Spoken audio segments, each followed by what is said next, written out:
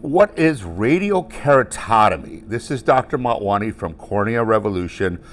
Radial keratotomy was the procedure that was done before laser vision correction. It was done 70s, 80s, some 90s, and continued for a while into the 2000s in certain parts of the world. Laser vision correction became available in the United States in 96, in Europe about 4 or 5 years for that. But radial keratotomy physically weakened the cornea.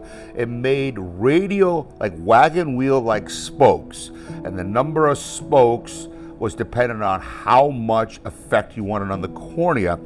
The standard RK was probably 8 spokes, so it cut 8 incisions that were supposed to be about 90% of the depth of the cornea into the cornea, and these were made by hand. What it did was it collapsed the center to have a treatment for nearsightedness. The problem is every single one of those incisions would have to be the same exact length, the same exact depth, and be placed perfectly in synchrony with the other incisions to have a uniform flattening effect.